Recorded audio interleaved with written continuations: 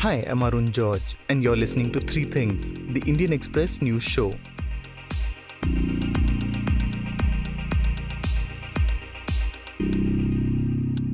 In today's episode, we're talking about the first hints of the government's plan to distribute COVID 19 vaccines once they are available and the challenges it's working to resolve. Then we're talking about the latest measures announced by the government to try and boost economic demand. But first, we're talking about the Maharashtra government's decision to move a controversial project linked with the metro rail project in Mumbai and the impact it could have. In 2019, a story that made a lot of headlines was the clearing of over 2,000 trees for the Mumbai Metro project in the financial capital of the nation. Hundreds gathered at the RA Mill colony in western Mumbai to protest the construction of a car shed for the Mumbai Metro, and many were arrested. Is here to support it. Mumbai Bachao! After coming to power, Maharashtra Chief Minister Uddhav Thackeray had started his term by withdrawing some of the cases against the protesters. On Sunday, he announced a bigger step. सांगायला आपल्याला आनंद होतोय की आरेची जी car shed होणार होती ती car shed आता कांजूरला होणार. The Chief Minister announced that the controversial car shed would no longer be built at the site and would be shifted to the eastern suburb of Kanjurmarg. He also spoke about his government's decision to declare the remaining area within the RA colony as a forest. Sandeep Ashar, who is Senior Assistant Editor with Indian Express in Mumbai, joins us to explain why the car shed was opposed, how the government managed to get the alternate plot of land for the car shed, and what impact all of this has on the project. We started by asking Sandeep how this dispute over the choice of land began. The plan to build a car shed for the 33.5 kilometer underground metro line connecting Kolaba and South Mumbai to Bandra and Seeps in the western suburbs of Mumbai has been a battleground between the environmentalists and the state-run Mumbai Metro Rail Corporation authorities ever since the plans were first drawn up in 2015. The RA Mill colony is one of the last vestiges of green spaces in Mumbai, and the environmentalists have been protesting construction of the car shed and even other construction activities on grounds that it will impact the rich flora and fauna in the region. The same battle lines are actually firmed up further when MMRCL in an overnight operation on October 4, 2019, this is just before the assembly elections in Maharashtra, felled around more than 2,000 trees, at 2,141 trees to be precise, at the site following a Bombay High Court verdict. A BJP-led government was in power at that time, with the then Chief Minister Devendra Fadnavis had actually justified the move. While Shiv Sena was a partner in this government, even in the Fadnavis government, it had actually joined the battle against the felling of trees and the Save RA movement with Uddhav Thackre's son Aditya, who's now the state's environment minister, leading the charge against the Fadnavis government. The car shed would act as a place to park and maintain the rail cars for an underground metro line from South Mumbai to Western Mumbai. Activists argued that the car shed, apart from resulting in the destruction of over 2,000 trees, would also damage the existing area given the use of effluents from the car shed.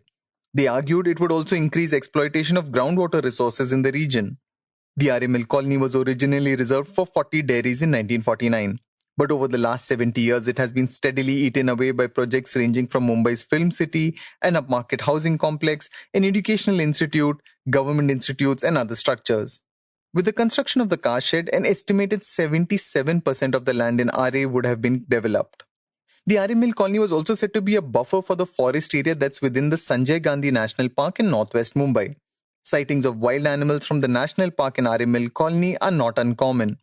Sandeep says that the land for the construction of the car shed in RA Forest was earmarked in 2015, which sparked objections. While the Devendra Fadnavis government appointed committees to look into alternate sites, it finally settled on RA, citing cost and technical considerations. When the detailed project report for this underground metro, this is Mumbai's only underground metro rail network, was first drawn up in 2013, this is when the Congress government was in power, the RA site was not listed as a probable site for the car shed work. There were other sites that were mentioned, but RA was not factored in at that time. It only came up when the plans were further firmed up in 2015. So that is where the entire protest, that it was an afterthought. And also, one of the reasons that environmentalists have been opposing the project is on the lines that once the plans in RA were earmarked for the metro work, there were other allied activities around the metro rail work, the car shed work, that were actually put in place. So it led to a lot of felling of trees, a lot of green land being claimed. And that is where the entire protest, that is where the movement to save RA really started. Hundreds descended on the site of the proposed car shed to protest the felling of trees. The state government responded by cracking down on those who'd assembled. At that time, on October 4th, after the overnight felling, there were huge, it sparked a lot of protests. And at that time, cases were filed against protesters by the then government, which is claimed Section 144, disallowing assembly in and around the RA area. At that time, the Devendra Fadnavis government had received a lot of flack because the code of conduct was already in place around that time. Sandeep says that this was one of the many issues the Shiv Sena and the BJP disagreed on ahead of a crucial state election. Following the election, the Shiv Sena allied with the Nationalist Congress Party and the Congress to come to power in the state. Uddhav Thackeray was now the chief minister. And as soon as he came to power, Uddhav started reversing the previous government's decisions on this project. On November 29 last year, that is just a day after Uddhav Thackeray was sworn in as the chief minister, he had ordered a stay on the car shed construction work and dropped cases against some of the protesters that were filed by the Fadnavis government. Immediately after the stay, a committee, a 4-man government committee under an additional chief secretary was formed to look into the possibility of relocating the car shed elsewhere. This committee has explored various options, including shifting of the car shed at the Kanjurmarg land, which has now been selected, where the car shed is now to be shifted. But it had basically cited in its report, which was submitted in January this year, it had cited logistical hurdles, cost escalations, and delay in the commissioning of the metro rail as reasons, while advising that the stay on the metro car shed at RA be lifted and that work be allowed to continue at RA itself, while recommending that, the remaining unbuilt areas inside RA be reserved as a protected forest. Before scrapping the RA car shed project, the government first reserved around 600 hectares of land inside RA colony as protected forest, which was then revised to 800 hectare. Also, all the cases against the RA protesters which were pending were dropped. And now Uddhav Thackeray has asserted himself again and, overruling the committee's findings, he has decided to move the car shed to salt pan land at Kanjurmarg. Salt pan lands in Mumbai are adjoining the coast and were once used for the extraction of salt from seawater. There are an estimated 721 hectares of salt pan land in Mumbai, and despite objections that they can help safeguard the city against coastal flooding, the state government has said that it's considering developing large tracts. But the plan to move the car shed to the Kanjurmarg plot also alters the previous plan. Now, 2 of the planned metro lines will share the same proposed car shed. So why has the government decided to move the car shed to salt pan land? And how come such a large area of land was suddenly made available? This particular land, it's a dried salt pan land in Kanjurmarg. It's 41 hectare land. It's a part of a single plot, a 200 hectare plot. It was actually a part of the original DPR. It was originally listed as one of the sites where the car shed could come up for the Metro 3 work. But because the government at that time was keen to commission the metro rail before the assembly elections in 2019, the government, and there were legal hurdles. I mean, there was a Bombay High Court stay on this land, with the salt commissioner also staking claim on it. And the court having ordered that, if the government wanted to stake claim, it will have to deposit around 2,400 crore beforehand with the court. The factors that probably got the then BJP government to drop the idea of having a car shed at Kanjurmarg. Now, this government, what it has done is it has revived the old option using a technicality. Just after the Bombay High Court order, which is way back in 97 or 98, the status quo that was ordered, there is a ruling from the Maharashtra Revenue Minister's office acting in quasi-judicial capacity, where he basically said that the said land vested with the state government, and the salt commissioner hasn't really challenged this particular order.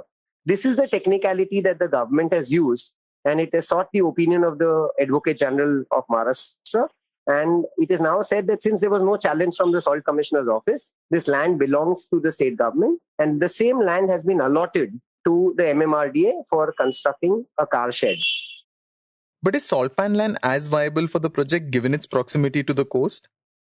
Look, it's a marshy patch. It's a dried salt pan land. It's a marshy patch. So the question that skeptics have raised is that stabilizing this land itself will take a while. Two, yes, there were some queries, but then, basically, since it's a dried salt pan land and salt cultivation is not happening, between the two, it is the lesser evil. That is what the government has basically looked at. Sandeep says the bigger problem for the state government will be the cost escalation and delay in the construction of the metro line that is still underway. The project is already facing delays, and any modifications will only escalate the costs and delays further. There seems to be a difference of opinion here. The then Chief Minister, now the leader of opposition, Devendra Fadnavis, after Chief Minister announced the scrapping of the project, has accused the Mahavikas Aghadi coalition of doing this only to satisfy their egos, and has alleged that this could basically cost the state exchequer and the government rupees 4,000 crore in cost hikes on the project, the metro rail project. The financial closure of the project was for 23,000 crore in 2016. This has already gone up to by 47%. It has crossed rupees 34,000 crore. This is due to technical specifications, increase in civil costs, and also delays that have happened. The fear is that this will further go up. Sandeep says that at a meeting between the Planning Agency for Mumbai Region's Development and the agency building the metro line, officials were of the opinion that this integration of two metro lines at one car shed won't escalate the cost by too much. But there is another problem. The cost would be to the tune of 300 to 400 crore. The concern that MMRCL would have is that if there is a delay in commissioning of the metro line because of the delay in construction of the car shed, according to MMRCL officials, 1 day's delay in the commissioning would cost the MMRCL or would cost the government rupees 4.5 crore. If there is a delay of around 2 years or 2 years and a half, this could go up to 2,500 crore. JICA, the important thing is an international funding agency, the Japanese International Cooperation Agency, has funded this project, the underground metro rail project. Government will have to go back to the funding agency JICA to get a fresh approval for the heightened loan amount that will be needed for completion of the project. So what happens to the land where 2,000 trees were cut for the metro car shed? The Chief Minister, during his online address, has basically said that the land that has already been put to use for construction will not go to waste and will be utilized for some other purposes. As for the trees that have been felled, yes, that's a damage that has already been done. But the Greens are happy that further damage has, for the time being, with the government earmarking all the areas, the unbuilt areas around this metro work in RA as protected forest. At least the unbuilt areas will now be preserved. Before we get to the next segment, I just wanted your quick attention. One of the big reasons people say that they like this show is because it helps them understand the news better. It provides them with the context they need to see the bigger picture. And there's perhaps no other place that does this better than the Indian Express's Explained section. We on 3 Things refer to the section regularly, and it helps us make this show. If you're a regular reader of the newspaper, you know how useful the Explained section can be, especially when you're looking for in-depth analysis by the right experts. You can log into indianexpress.com/explained and access their coverage 24/7. Explained by the Indian Express, where news that matters is explained by experts who know the subject. Now, back to the show. Even as trials of vaccine candidates for COVID-19 continue in India and across the world, one mounting concern is the distribution once it's actually available. Also, who should get it first? Should children get it first to protect them and enable them to return to school? Should health workers treating COVID-19 get it first? Or should the elderly, the highest risk category, be the first in line? While the Indian government hasn't clearly listed how it plans to distribute the vaccine or vaccines once they're available, Health Minister Harshvardhan offered some hints in a weekly social media interaction that he conducts. The Indian Express's Kaunain Sharif, who reported on the Health Minister's statement and has been reporting on the Health Ministry's response to the pandemic, joins us now. We started by asking him what the Health Minister had said. Kaunain, we're very much at the stage of trials yet for the COVID-19 vaccine, but what has the Health Minister said about the distribution of the vaccine? Yes, as pointed out, we are right now in stage 2 and 3 of the human clinical trials of the vaccine, the potential vaccine that has been developed against the novel coronavirus infection. Significantly, on Sunday, while addressing the weekly social media interaction, Union Health Minister Dr. Harshvardhan gave out what will be the priority groups who will be administered with the vaccine. So he spelled out that two groups. First, the group which faces occupational hazards from the virus and has exposure risk. And second, the population which is prone to severe infection and high comorbidities. These are the two groups who will be prioritized when and if the vaccine comes early next year. So indirectly, he is indicating that the healthcare professionals who are at the front line would be among the first recipients. And second, that those with comorbidities, the vulnerable population, the elderly, and people who are in the age group which is reporting high mortality rates, these are the first priority groups that will be vaccinated. The answer came in the backdrop of a question asked to the minister that is it true that the young people and people who are part of the workforce will be vaccinated first, so that would result in them being immune to the infection, ensuring that would result in economic revival. He said this is a rumor, that he rubbishes these claims, and that the first priority group would be those with occupational hazards and exposure risk, and the second would be those with comorbidities and high mortality rate. So, we've not really seen this kind of scenario with such a mass demand for a vaccine before. And, what are the challenges that presents for the government?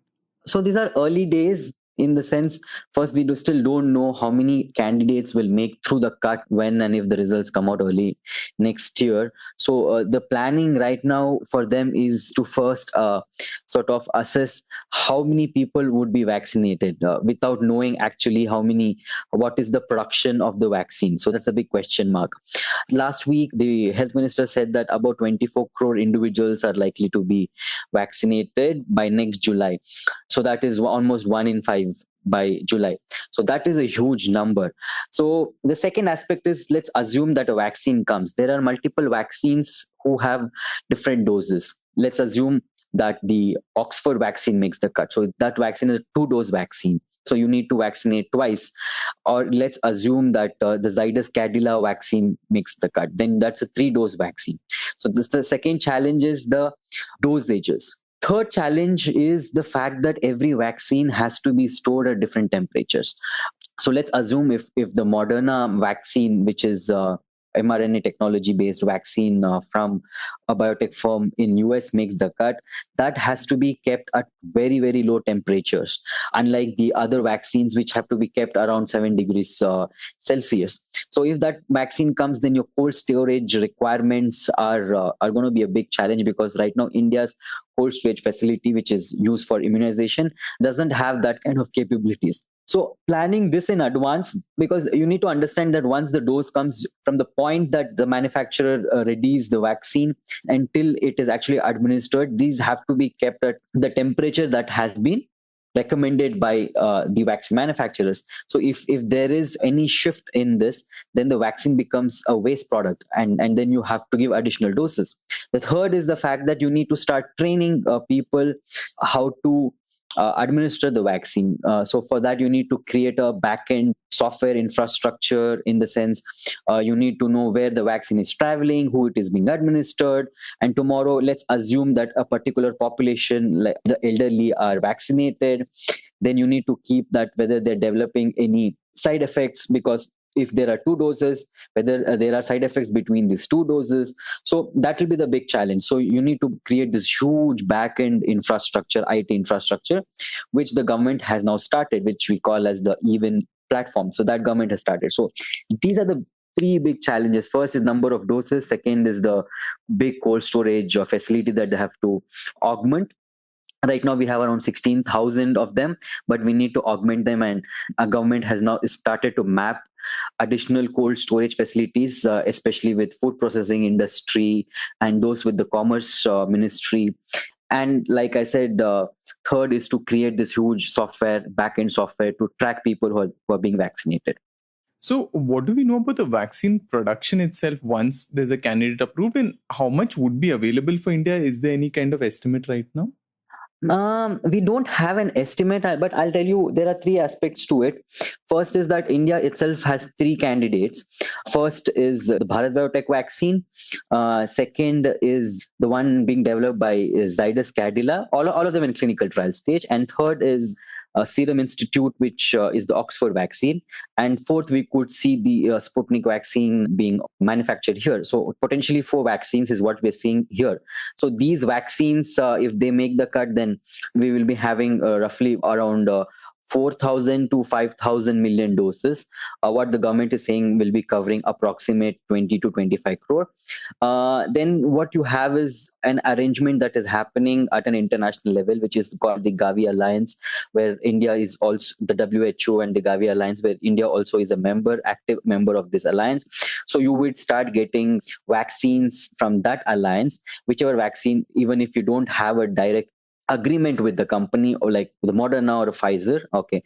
India at present, the Indian government, unlike US or UK, is not striking deals directly with the companies per se. In that sense, we are different. We are only part of this alliance. So it will be the private sector that the government, only when the vaccine comes, will actually strike deals.